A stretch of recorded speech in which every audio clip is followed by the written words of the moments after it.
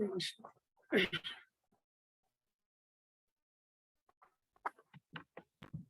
अज्ञानतिमिरन्धस्य ज्ञानाञ्जनशलाकया चक्षुरुन्मिलितं येन तस्मै श्रीगुरवे नमः। श्रीचैतन्यमनोभीष्टं स्थापितं येन भूतले स्वयं रूपा कदा मह्यं ददाति स्वपदान्तिकम्।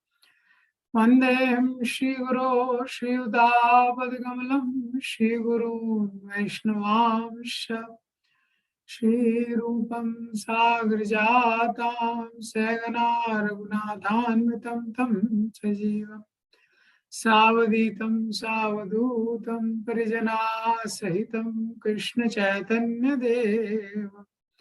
श्रीराधा कृष्णपादान् सहगना ललिता श्रीविशाखान्वितांश्च नमामि विष्णुपादाय कृष्णपृष्ठाय भूतले श्रीमते भक्तिवेदांत स्वामी नामिने नमस्ते सरस्वते देवे गौरवाणी प्रचारिणे निर्विशेषा शून्यवादी पाश्चात्य देशतारिणे नमो महावदन्याय कृष्ण प्रेम प्रदायते कृष्णाय कृष्ण चैतन्य नामिने गौरत्तुषे नमः। हे कृष्ण करुणा सिंधु दीनबंधु जगत्पते गोपेश गोपिका कांता श्री राधा कांता नमोस्तुते।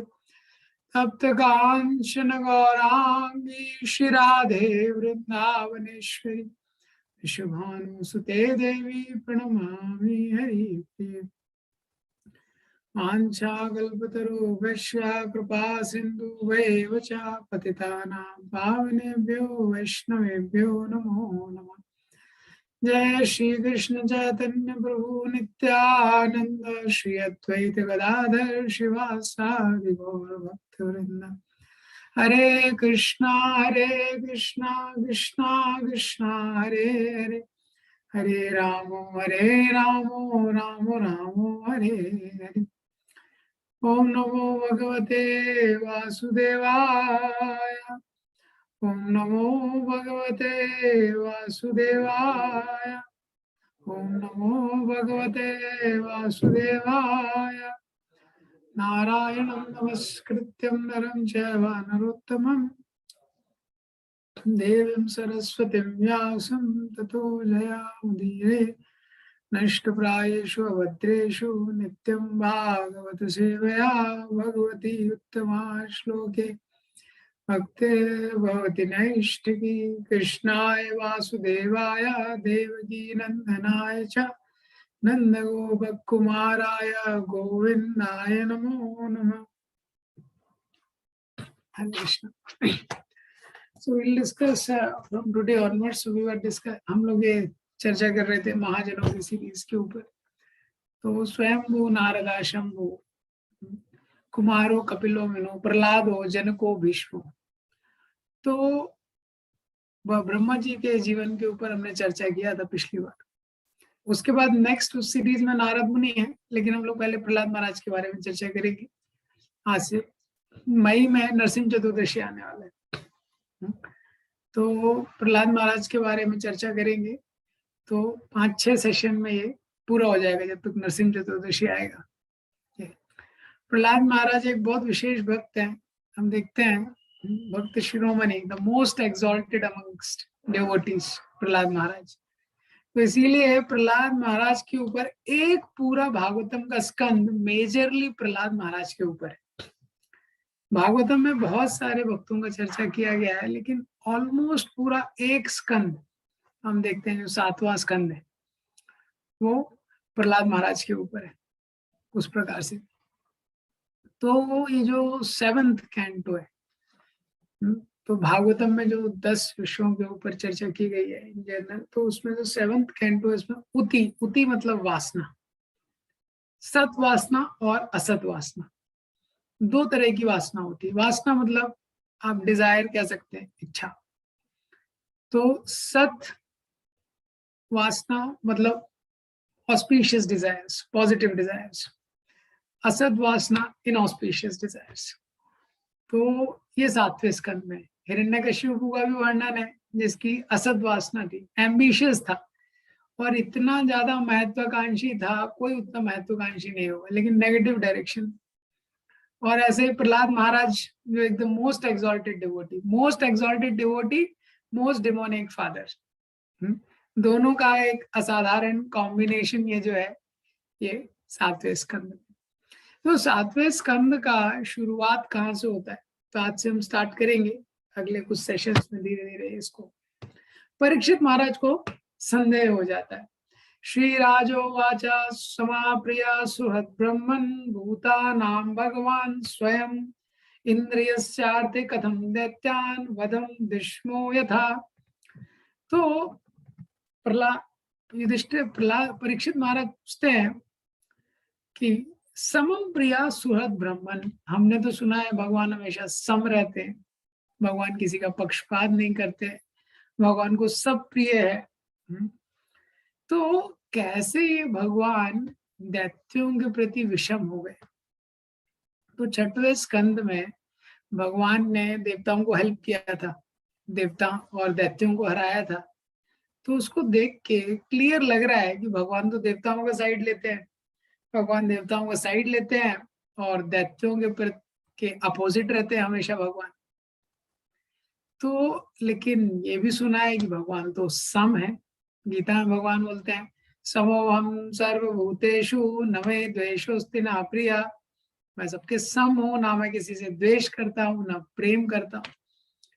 तो ये भगवान विषम कैसे हो गए। इस प्रकार परीक्षित महाराज के हृदय, परीक्षित महाराज को मालूम है कि भगवान सम है, भगवान पार्शियल नहीं, भगवान किसी का फेवर नहीं करते, लेकिन फिर भी जिस तरह के इवेंट हो रहे हैं, तो देख रहे हैं कि देवताओं को हेल्प कर रहे हैं, दानवा और जो दैत्य उनकी हार हो रही है, तो उसको देख के उनको लग रहा है कि शायद भगवान भी किसी का साइड लेते हैं।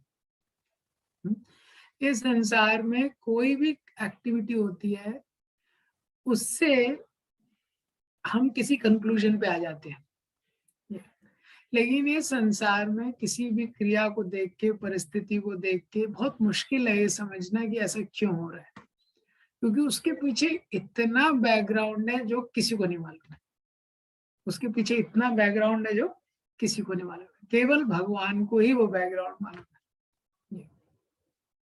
तो यहाँ पे परीक्षित महाराज को संदेह हो गया कि भगवान सम है कि विषम है, भगवान किसी का फेवर नहीं करते। परीक्षित महाराज भी आगे वाले श्लोक में बोलते हैं, दूसरे श्लोक में 7.1.2 श्रीमद् भागवतम, नहीं यस्यार्धसुरगणे साक्षान्नीशे सात्मना नैवासुरेभ्यो विदुषो नो उद्वेगस्य गुणस्य च।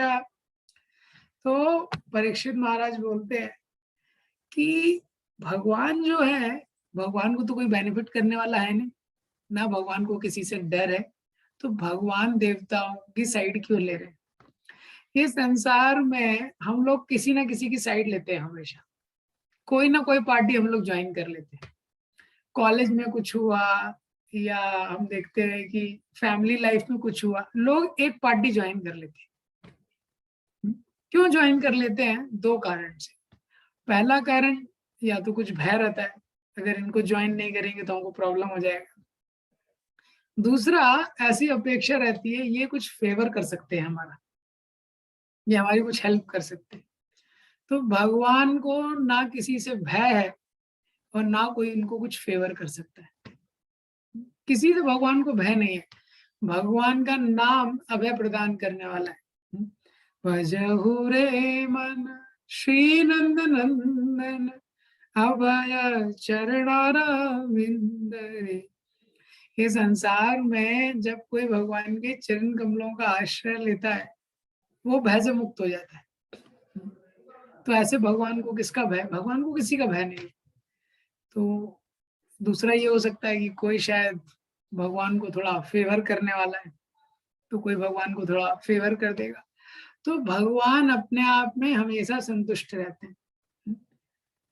आत्मा रामाय शांताय कैवल्यपतये नमः, नमो अकिंचन वित्ताय निवृत्त गुणवृत्तये आत्मा रामाय शांताय कैवल्यपतये नमः। भगवान जो है वो पूरी तरह संतुष्ट है, उनको हम कुछ भी दे नहीं सकते। इसीलिए शास्त्रों में कभी कभी जब भगवान बोलते हैं, जैसे भगवान बोल रहे हैं पत्रम पुष्पम फलम तोयम यो मे भक्त्या प्रयच्छति, आप मुझे पत्र ऑफर कीजिए, पत्तियां ऑफर कीजिए, पुष्प ऑफर कीजिए। तो कोई सोच सकता है भगवान भी मांग रहे हैं, भगवान भी बोल रहे हैं सर्वधर्मान परित्यज्य मामेकम शरणम व्रज, तुम मेरी शरण में आओ। ये सब भगवान केवल हमारे हित के लिए बोल रहे हैं, और भगवान का उसमें कोई भी इच्छा नहीं। भगवान को हम कुछ भी हेल्प नहीं कर सकते।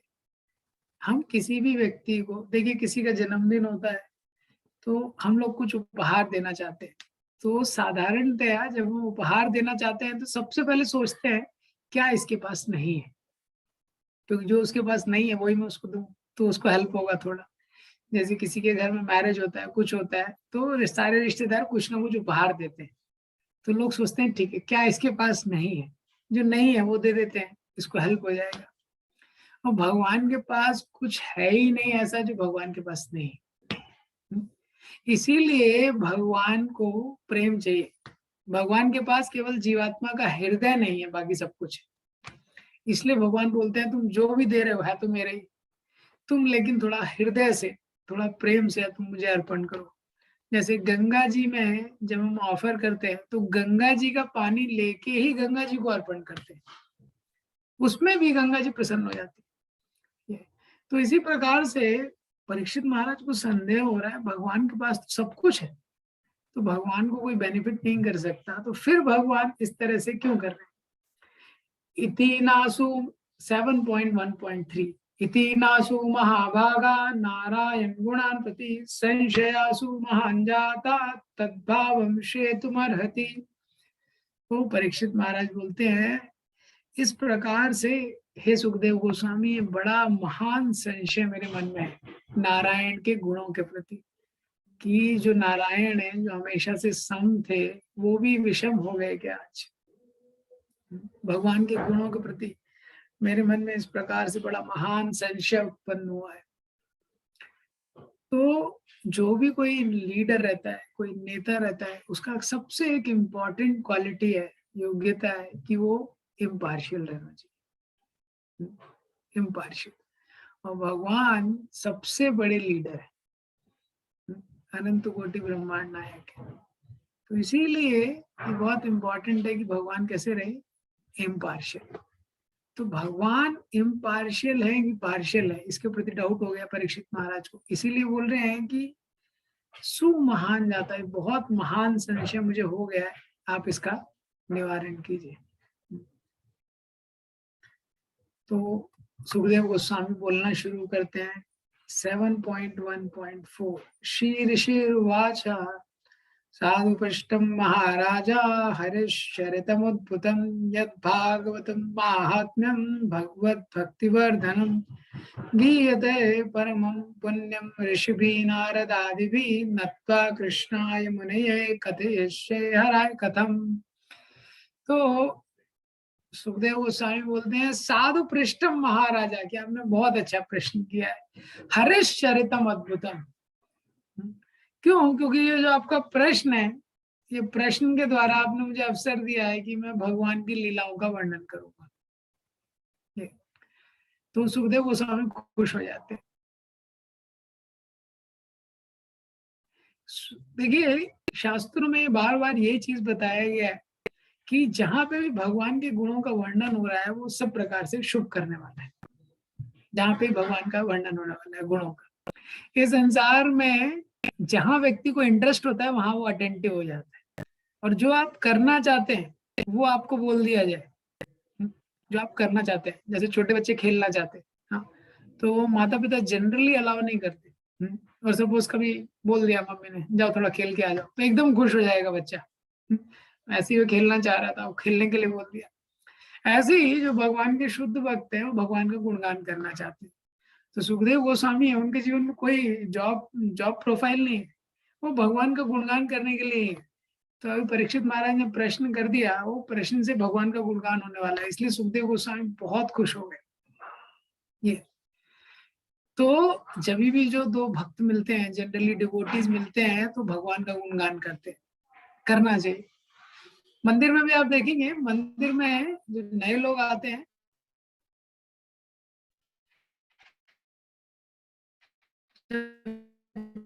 तो कीर्तन चलते रहता है, लोग बैठे रहते हैं या उठ के चले आते हैं, नहीं सुन सकते हो। कीर्तन क्यों सुन रहे हैं? क्योंकि कीर्तन में म्यूजिक है,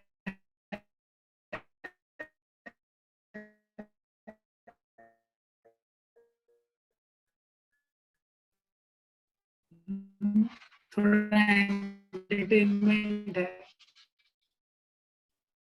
ये। लेकिन क्लास में क्या है, भगवान ये इंटरेस्ट है, वहां हम अटेंटिव रहते हैं। आप ट्रेन में जा रहे हैं, आप थोड़े दूर वाली सीट में बैठे हैं, आप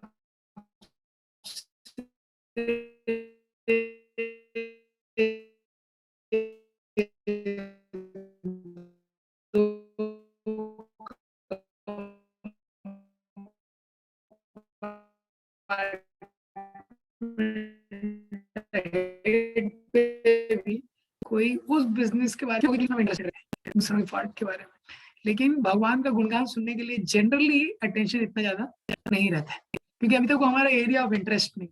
लेकिन सुखदेव गोस्वामी के लिए वो एरिया ऑफ इंटरेस्ट है, और परीक्षित महाराज के लिए भी वो एरिया ऑफ इंटरेस्ट है। सुखदेव गोस्वामी जैसे विरक्त महापुरुष को भी परीक्षित महाराज ने 7 दिन रोक लिया। सुखदेव गोस्वामी कहीं पे नहीं रुकते थे। सगोदोहन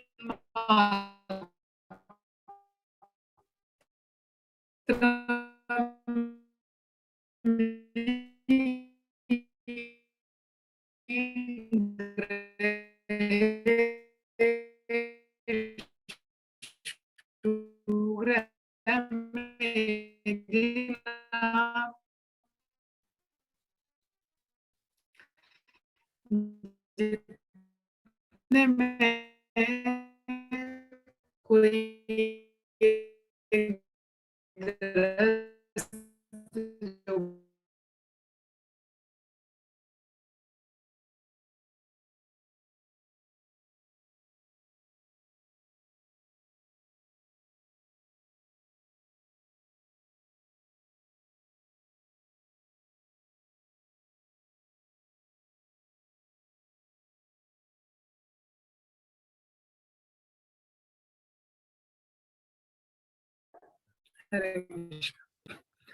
तो उसके बाद बताना, तो सुखदेव गोस्वामी बताते हैं कि जो भगवान है, भगवान पार्शियल नहीं है।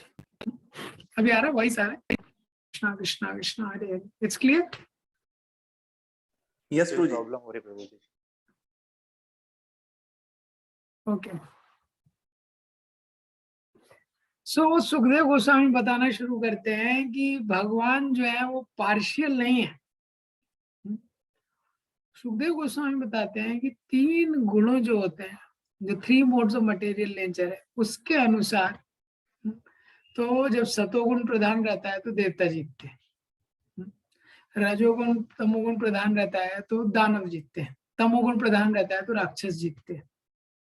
तो भगवान उसमें किसी को सपोर्ट या किसी के अगेंस्ट नहीं, ये पहला रीजन सुखदेव गोस्वामी बताते हैं। तो ये जो 3 गुण रहते हैं, उनसे भगवान ने सारी सृष्टि को ऑटोमेटिक मोड में डाल रखा है। तो सबसे पहले सुखदेव गोस्वामी महाराज परीक्षित को बताते हैं कि भगवान पार्शियल नहीं है। अगर भगवान पार्शियल होते, पक्षपात करते, तो भगवान जब दैत्यों को मारते हैं तो दैत्यों को भी मारते हैं, तो उनको भी भगवान के धाम भेज देते हैं। तो अगर पार्शियल होते भगवान तो ऐसा क्यों करते? तो भगवान सब पे कृपा करते हैं, कृपा करने का तरीका अलग अलग है। राधा गोविंद महाराज उदाहरण देते हैं, सपोज कोई कोई कोई बहुत बड़ा अंडरवर्ल्ड का व्यक्ति है, बहुत तरह का तकलीफ कर रहा है, या कोई गुंडा है वो किसी एरिया में बहुत तरह की गलत काम कर रहा है, हाँ, और जो पुलिस वाले हैं उसको बोला यार तुम छोड़ो, यहाँ पे पुलिस वाले उसको पकड़ते हैं, बोलते हैं तुम ये सब गलत काम करना बंद करो, ये लो तुम स्विट्जरलैंड का वीजा लो और वहां जाके तुम रहो, वहां पे तुमको फ्लैट दे दिया। तो इसको क्या बोलेंगे, पनिशमेंट बोलेंगे कि रिवॉर्ड बोलेंगे? तो इसी तरह वो दैत्य है, वो इतना गड़बड़ कर रहा है यहाँ पे, हाँ, भगवान उसको मारते भी हैं, ऊपर उसको अकोमोडेशन मिल जाता है आध्यात्मिक लोकों में। तो भगवान का जो हर चीज है वो बहुत स्पेशल है। तो उसको एक्सप्लेन करने के लिए जो सुखदेव गोस्वामी होते हैं, कथा सुनाते हैं। तो बताते हैं कि जब राजसूय यज्ञ एक बार हो रहा था, दृष्ट्वा महाद्भुतम राजा राजसूये महाकृतो वासुदेवे भगवती सायुज्यम चेदिभि भुजा। तो राजसूय यज्ञ में जब युधिष्ठिर महाराज ने राजसूय यज्ञ कराया था, तो राजसूय यज्ञ में सबसे पहले ये निश्चित करना था कि अभी अग्र पूजा किसकी होगी। तो युधिष्ठिर महाराज तो जानते थे कि कृष्ण पूर्ण पुरुषोत्तम भगवान है, भगवान का ही अग्र पूजा होना चाहिए। भीष्म पितामह ने भी सहमति दे दी। लेकिन जो शिशुपाल था वो वहां बैठा था, वहां पे बैठा हुआ था, तो शिशुपाल को पसंद नहीं आया। तो शिशुपाल बोलने लगा, अरे ये इतने वृद्ध भीष्म है, इसकी अग्र पूजा कर दो। हाँ, और इतने सारे राजा हैं, इनकी अग्र पूजा कर दो। ये तो इसके तो भगवान कृष्ण को बोलने लगे, तो ग्वाला है, जात का भी पता नहीं है, माता पिता भी क्लियर नहीं है इसके कौन है। हाँ, बचपन से ही चोरी कर रहा है, भगवान क्या रहे बोलने लगा।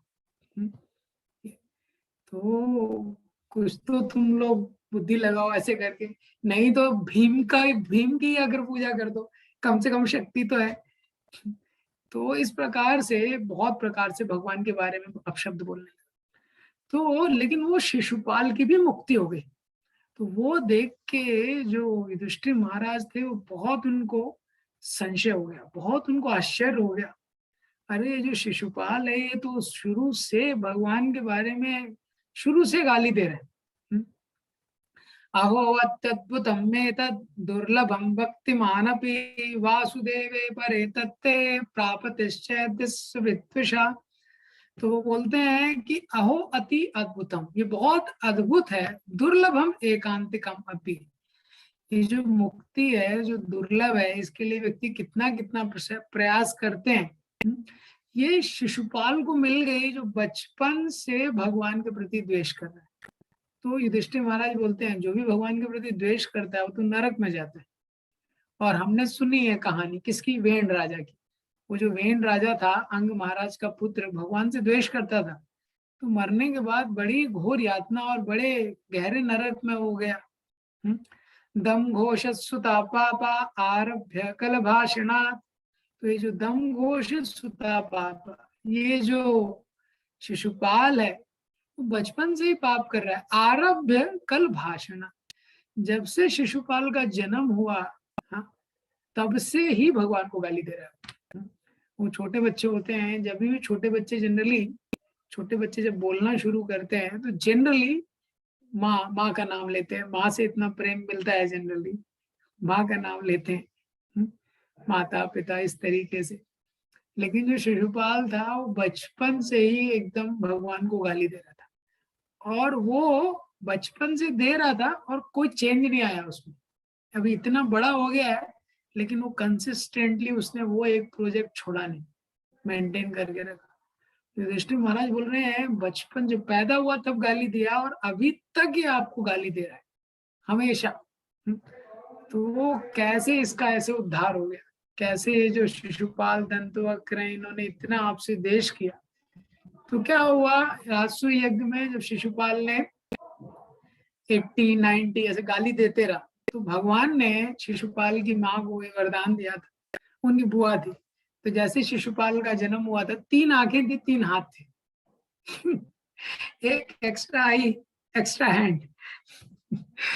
तो उसको बताया उनकी माँ को कि जिसके द्वारा इसकी मृत्यु होगी, उसका जब दर्शन होगा, एक्स्ट्रा हैंड और एक्स्ट्रा आई चला जाएगा।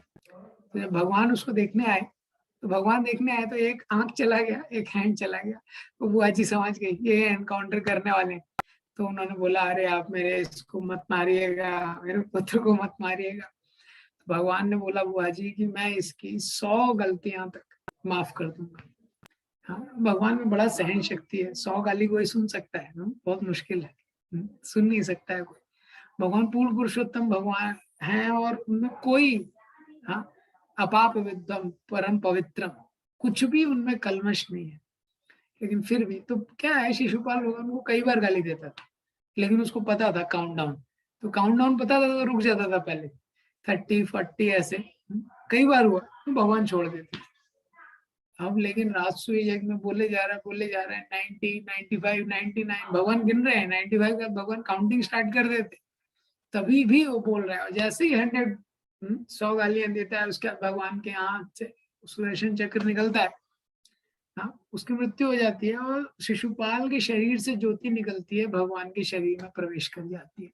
इसको देख के युधिष्ठिर महाराज को बड़ा आश्चर्य हो जाता है कि इस जैसे पापी का उद्धार कैसे हो गया।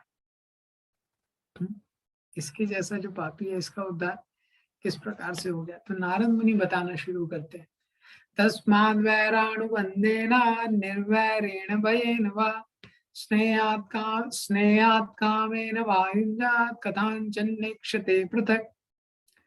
नारद मुनि बोलते हैं, तस्माद् वैरानुबन्धेन निर्वैरेण भयेन वा, अगर वैर से भगवान को याद किया जाए, निर्वैर या बिना वैर के याद किया जाए, भय के द्वारा याद किया जाए, स्नेहात् कामेन वा युञ्जात्, स्नेह के द्वारा या काम के द्वारा, किसी भी तरीके से ये न केन प्रकारेण मना कृष्ण निवेशेत, भगवान से एक बार जब कनेक्शन हो जाता है, कथांचिन नेक्षते पृथक, तो रिजल्ट क्या होता है उसका, कुछ ना कुछ अच्छा ही होता है। क्यों? क्योंकि भगवान शत्रुता या मित्रता दोनों से प्रभावित नहीं होते।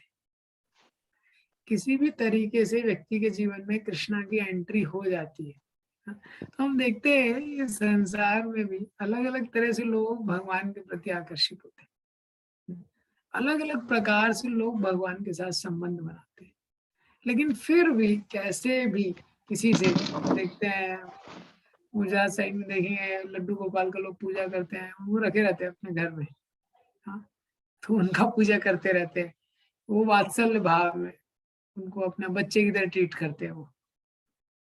ये तो किसी भी प्रकार से लेकिन भगवान कृष्ण से व्यक्ति का संबंध हो जाता है, माधुर्य रस में है, कोई दास रस में है, अलग अलग रस है, हाँ, कोई वैर के द्वारा, जैसे कंस है वैर हो गया उसको, यहाँ पे शिशुपाल है उसको द्वेष हो गया, कुछ लोग भय के द्वारा, बहुत पावरफुल पॉलिटिशियन है, इतने जो कुछ राजा लोग थे भय खाते थे जब भगवान थे, लेकिन जो भी निरंतर भगवान के बारे में किसी भी प्रकार से उसका मन अगर भगवान में लग गया तो वो पवित्र तो हो ही जाता है।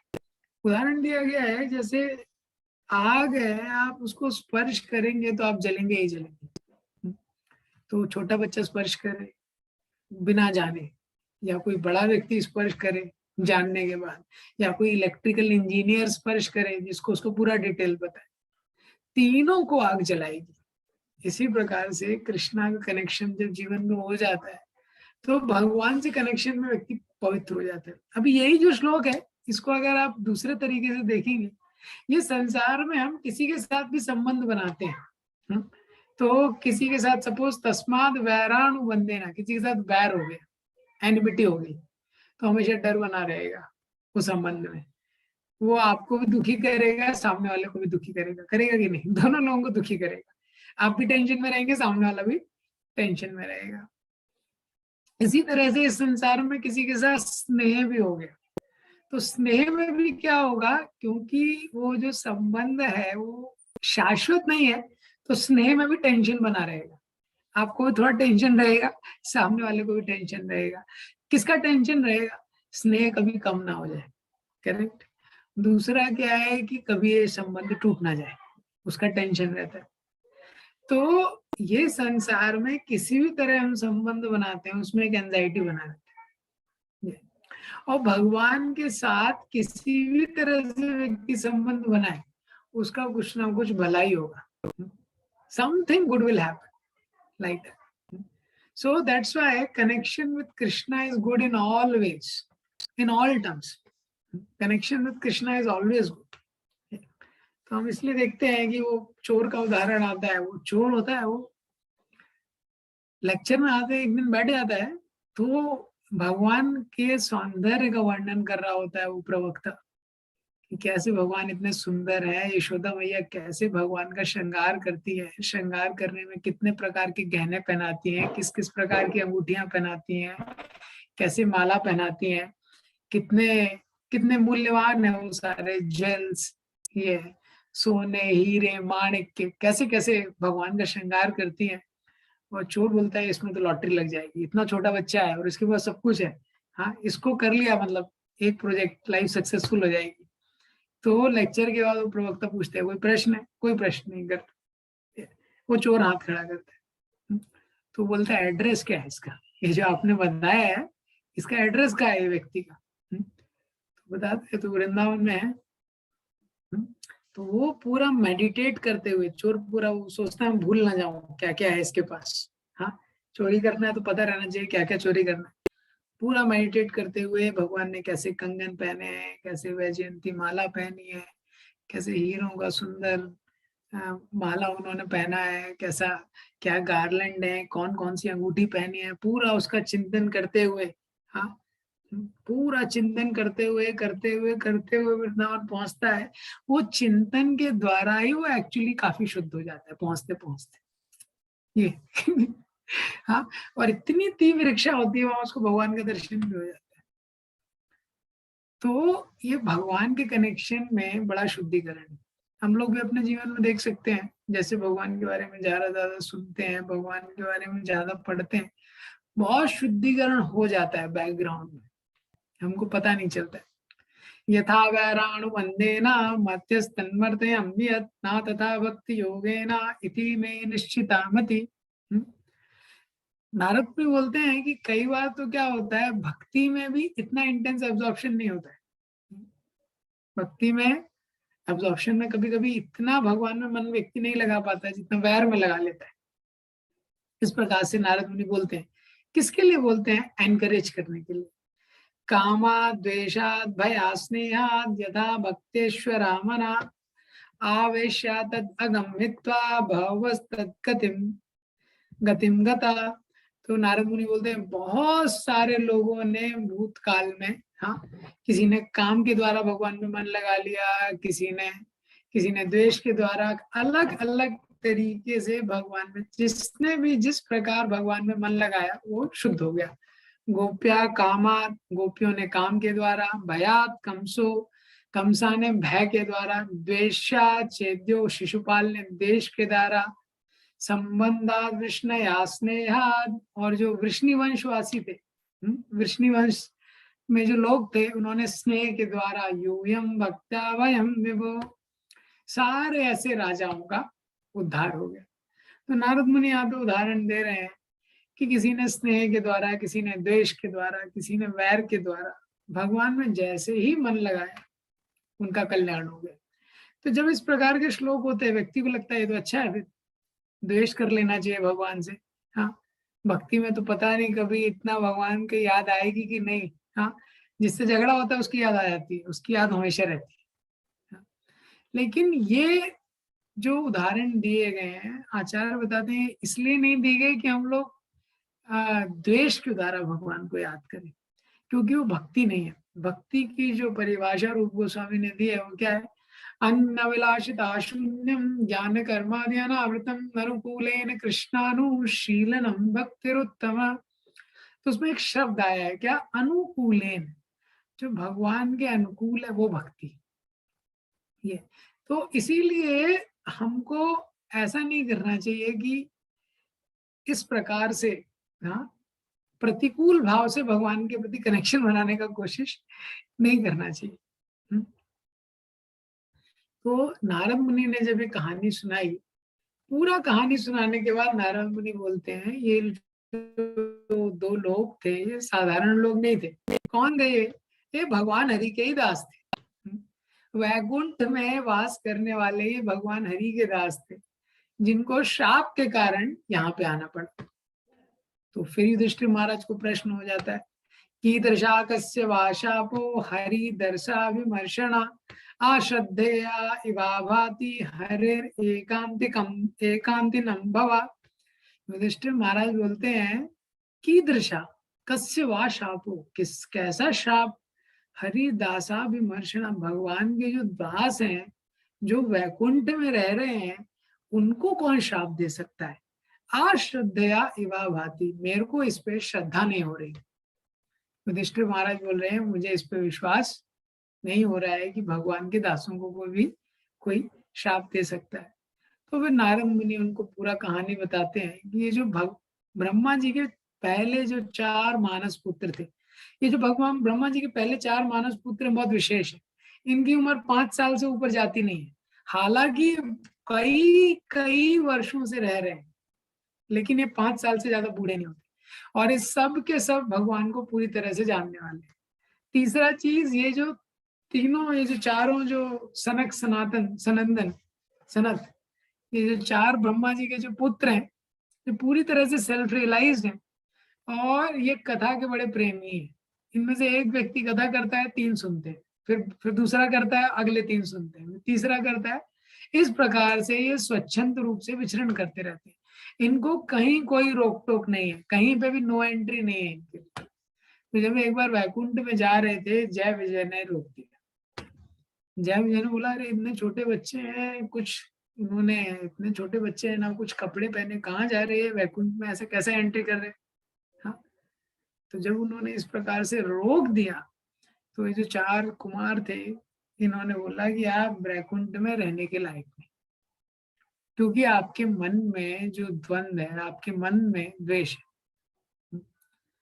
तो इस प्रकार से ये जो वैकुंठ है, वैकुंठ में कोई भी व्यक्ति है, तीनों गुणों से परे जो है वही रहना चाहिए। तो आप नीचे जाइए राक्षस योनि में, शाप दे दिया। तो बड़ी उन्होंने प्रार्थना की। हाँ, उन्होंने बोला ठीक है, 3 जन्म बाद आप वापस आ जाइएगा। एवं सप्तो स्वभावना पतंतो, तो कृपालु भी।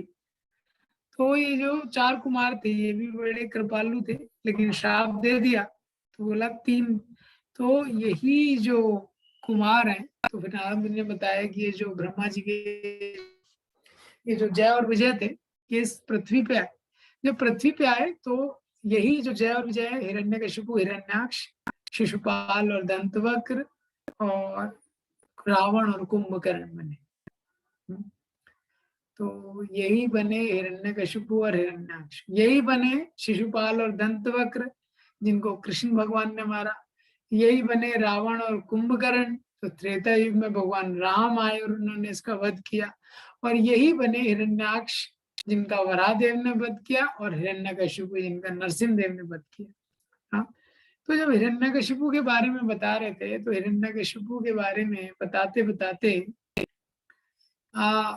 बताते हैं नारद मुनि की, ये जो हिरण्यकशिपु था, बहुत शक्तिशाली राजा था, बहुत तपस्या करके इसने ब्रह्मा जी को प्रसन्न कर लिया। इतनी कठिन तपस्या की, इतनी कठिन तपस्या की कि एकदम दुर्लभ वरदान, जो किसी को ऐसा अभी तक वरदान नहीं मिला, वैसा वरदान इसने प्राप्त कर लिया।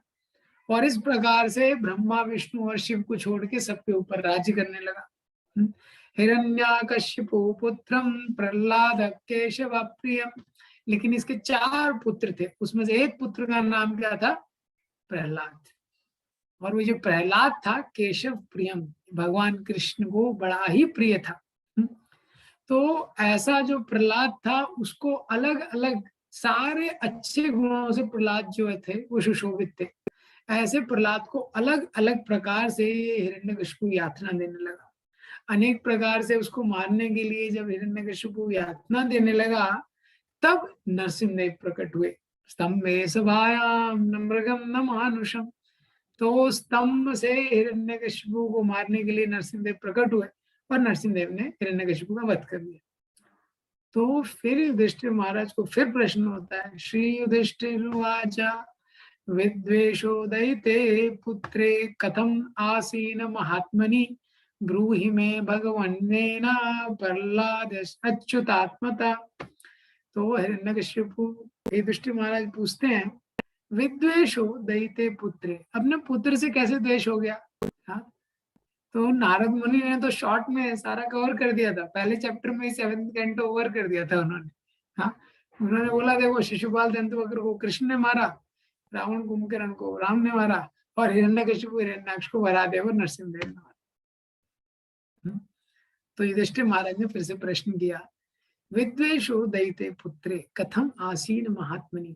ये पिता और पुत्र में द्वेष कैसे हो गया? ब्रूहि में भगवान, आप मुझे कृपया करके बताइए। हाँ, आपने बोला कि प्रहलाद के सारे अच्छे गुण थे। इस संसार में बेटे का कोई भी गुण नहीं हो तभी भी माता पिता प्रेम करते हैं कि नहीं करते? करेक्ट। उसमें कोई भी गुण भी ना हो तभी भी माता पिता प्रेम करते हैं। अब प्रहलाद महाराज तो सारे अच्छे गुणों से सुशोभित थे, तो पिता पुत्र में द्वेष कैसे हो गया? युधिष्ठिर महाराज को कोई क्वेश्चन है। और युधिष्ठिर महाराज बोलते हैं कि अगर द्वेष हो भी गया तो द्वेष, इतना द्वेष कि उन्होंने मारने का कोशिश कर रहे हैं। हाँ, तो ये तो बहुत ही आश्चर्यजनक चीज है। इसके पीछे पक्का कोई सीक्रेट है। इसके पीछे पक्का कोई सीक्रेट आपको। तो यहाँ से 7वें स्कंद का शुरुआत होता है। फिर अभी नारद मुनि यहाँ से अब आगे की कथा बताना शुरू करेंगे कि कैसे दूसरे अध्याय में। हाँ, कि सबसे पहले जो हिरण्याक्ष थे, तो हिरण्याक्ष ने तपस्या करके इतना शक्तिशाली, बहुत शक्तिशाली, तो अपनी गदा को लेके वो हर जगह घूमते रहता था, सारे लोगों को हराते रहता था, और जो पहाड़ है उसको पाउडर बना देता था। इतना शक्तिशाली था हिरण्याक्ष, और सबको युद्ध में ललकारता था। ललकार परेशान हो गया, उसको कोई कॉम्पिटिटर ही नहीं मिल रहा था, कोई कॉम्पिटिटर नहीं मिल रहा था ऐसे। तो फिर उसने पानी में घुस गया, पानी में घुस के जो पानी के देवता है वरुण, उनको ललकारने लगा। तो वरुण देव ने बोला कि देखो भाई, मैं तो तुम्हारे साथ युद्ध नहीं कर सकता, हाँ लेकिन एक है, विष्णु है। विष्णु तुम्हारे घमंड को निश्चय ही नष्ट करेंगे। तो इस प्रकार से वो जो हिरण्याक्ष होता है, उसने इतना सोना निकाल लिया, उसने पृथ्वी को ही चोरी कर लिया। तो हिरण्यकशिपु का भाई था, बहुत शक्तिशाली था। लोग कुछ चीजें चोरी करते हैं, लेकिन उसने पृथ्वी को ही चोरी कर लिया।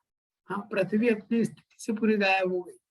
पृथ्वी को चोरी कर लिया, तो उसको मारने के लिए भगवान ब्रह्मा जी को बड़ा चिंता होने लगा। क्योंकि ब्रह्मा जी ने मनु को बोला सृष्टि करो, तो मनु और शत्रुपा बोले ठीक है सृष्टि करने आए, तो देखा पृथ्वी नहीं। बोले कहाँ करें सृष्टि? हाँ, सृष्टि कहाँ करें हम, पहले पृथ्वी तो आना चाहिए ना।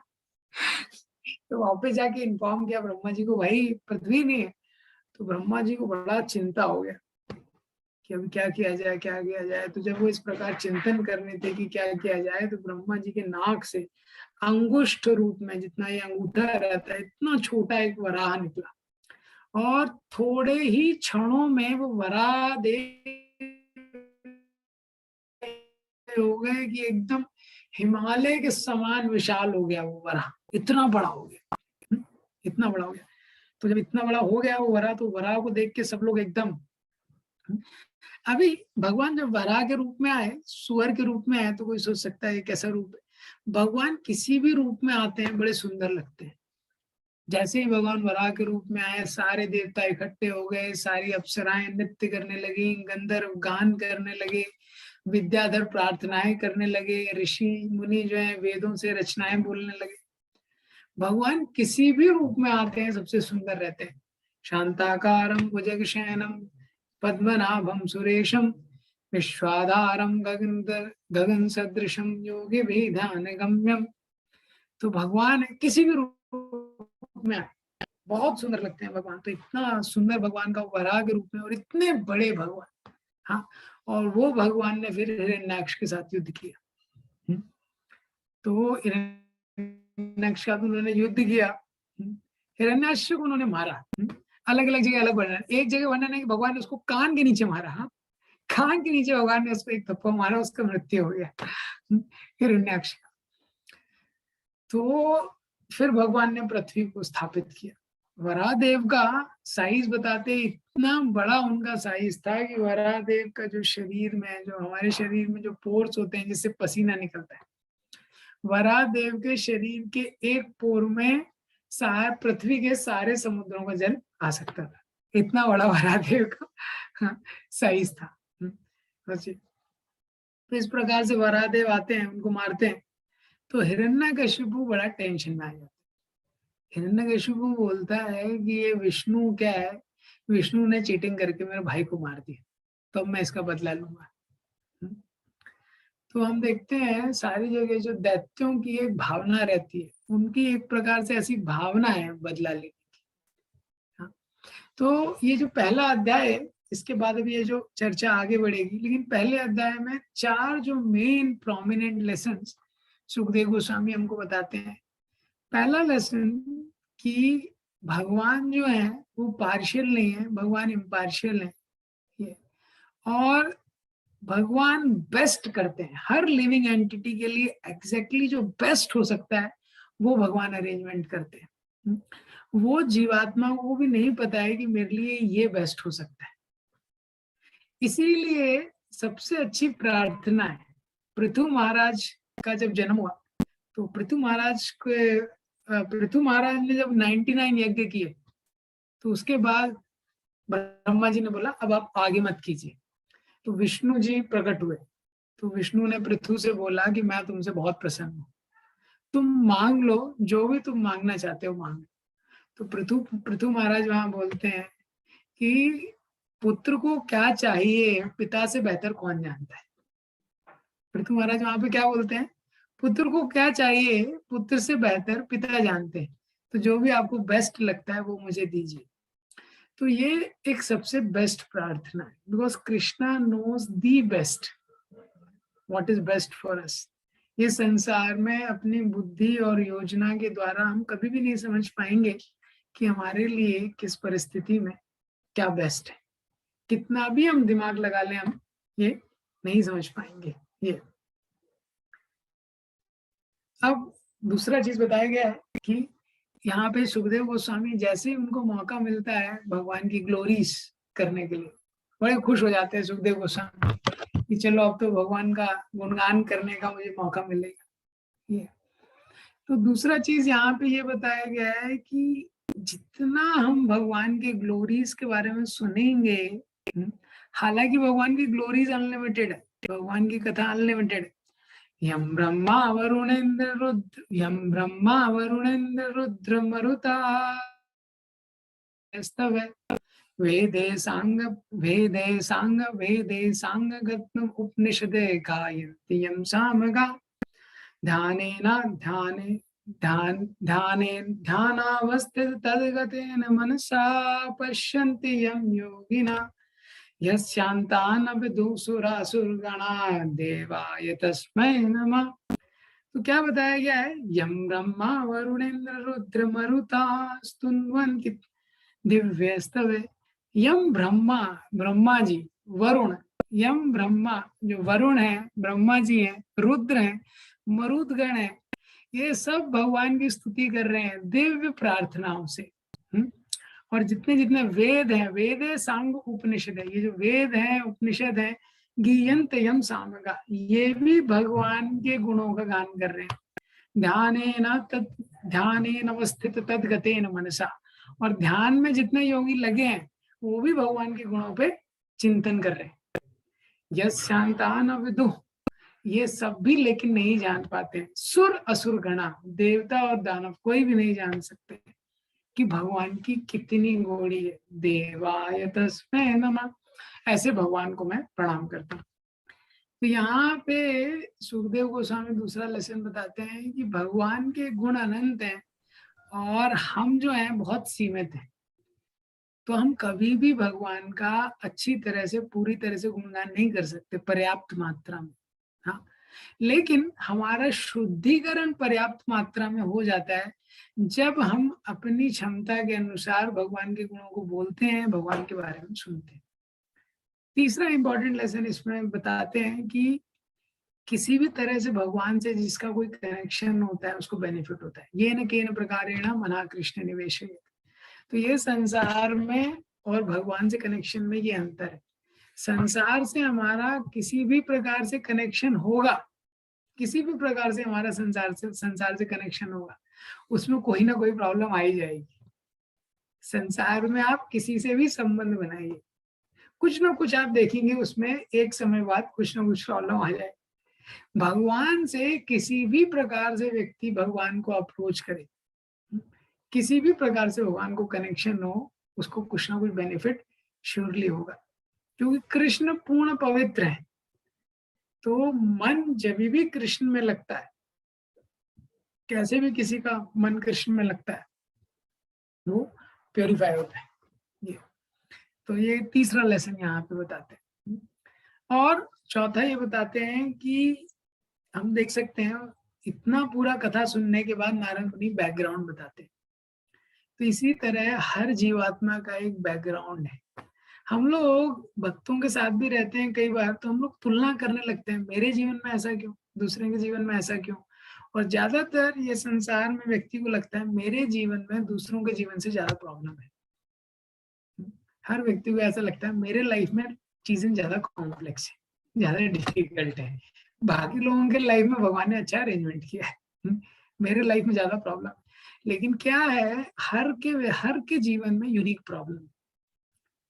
भगवान इतने एक्सपर्ट टीचर हैं, एक एक्सपर्ट जो शिक्षक होता है उसको पता है कि किस विद्यार्थी के लिए कौन सा टेस्ट पेपर देना है जिससे कि उसकी उन्नति हो, प्रगति हो।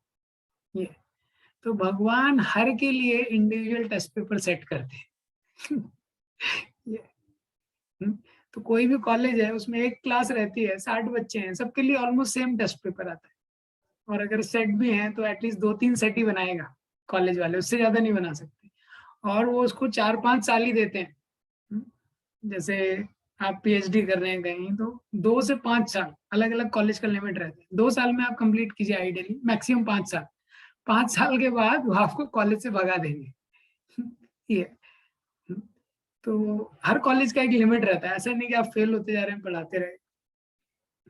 तो भगवान की मर्सी अनलिमिटेड है, तो भगवान को क्या है, सबके लिए यूनिक टेस्ट पेपर देते हैं। वो टेस्ट किसके रूप में आता है, डिफिकल्टीज के रूप में आता है।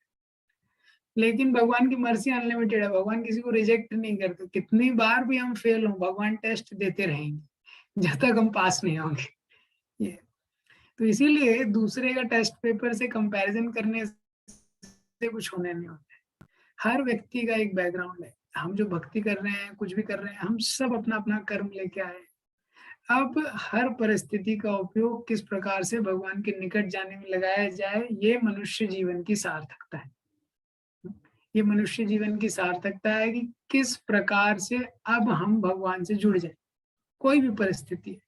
इसलिए आप देखेंगे कि कोई भी परिस्थिति है, उसका एसेंशियल यूटिलिटी है कि कितना वो परिस्थिति हमको भगवान के क्लोज जाने में हेल्प कर सकती है। नहीं तो परिस्थिति अच्छी है चाहे बेकार है, दोनों में सिचुएशन वही है। इसीलिए शास्त्रों में अवधूत ब्राह्मण का उदाहरण आता है, वो हर स्थिति से कुछ सीख रहे हैं। और आप शुद्ध भक्तों में जितने उदाहरण देखेंगे, वो एक लाइफ लॉन्ग लर्नर है। They are transforming every situation as an opportunity to learn. तो परीक्षित महाराज के को कर्ज मिला, तो वो सोच रहे हैं ठीक है, now what can I do to connect to Krishna, now what can I do to connect to Krishna.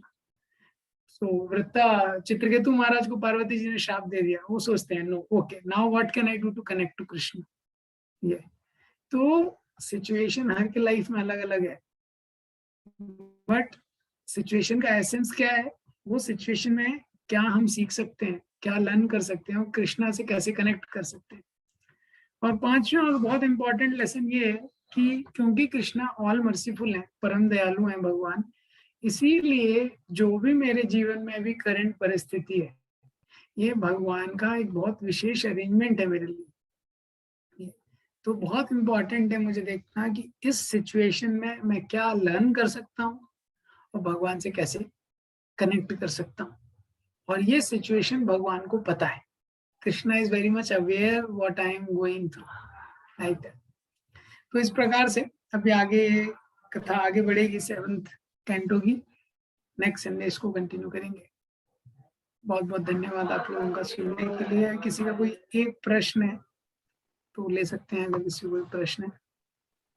हरे कृष्णा प्रभु जी, बोलो। यस, या यस प्रभु ji, could you please repeat the third lesson? Recording सुन लेना आप। ठीक है प्रभु जी।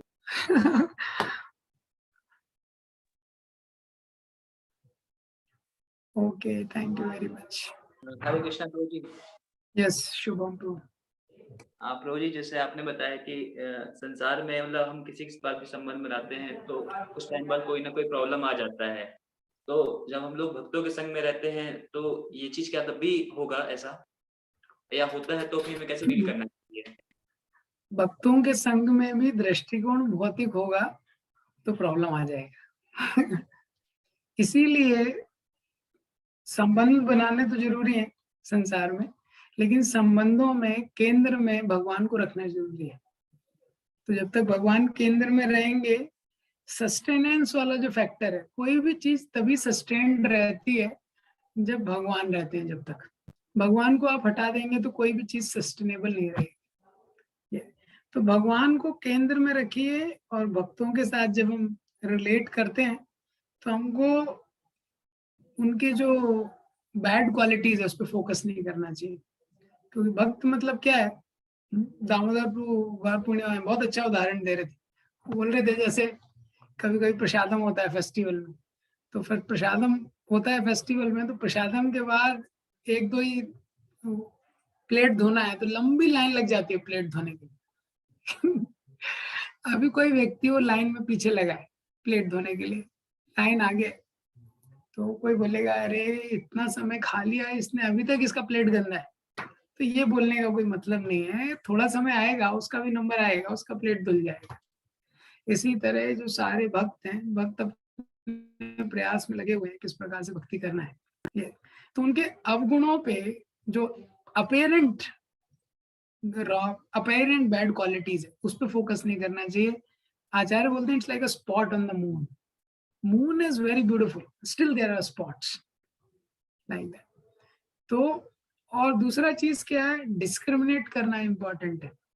इसका मतलब ये नहीं है कि when they are doing some wrong thing or some improper thing we also, so we should not judge, but we should discriminate and associate with devotees in their positive things. So while association means, in association we do reading, hearing, chanting, discussion about services, studies, that's it. Okay, Hare Krishna. Srila Prabhupada ki jai.